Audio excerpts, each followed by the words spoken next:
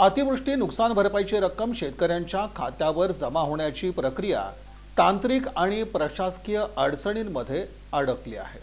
उत्तर सोलापूर तालुक्यात अतिवृष्टीमुळे शेतकऱ्यांचं मोठं नुकसान झालं।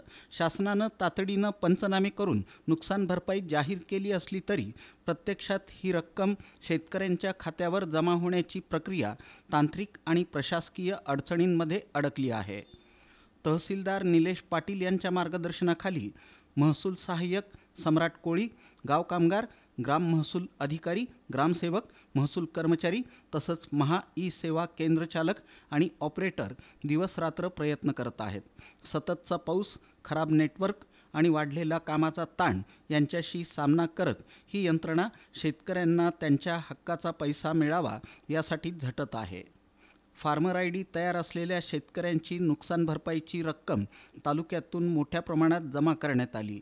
मात्र फार्मर आय डी नसलेले आणि आधार मॅपिंग न झालेल्या शेतकऱ्यांना मोठ्या अडचणींचा सामना करावा लागत आहे।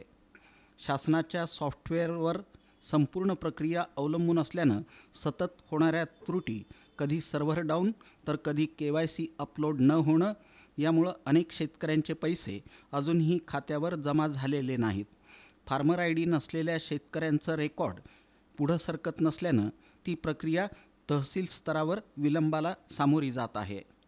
अतिवृष्टीमुळं आर्थिकदृष्ट्या संकटात सापडलेल्या शेतकऱ्यांना या विलंबाचा मोठा फटका बसत आहे। डिजिटल यंत्रणेतील त्रुटींमुळं नुकसान भरपाई रोखली जाणं ही शेतकऱ्यांसाठी अत्यंत दुर्दैवी बाब ठरली आहे।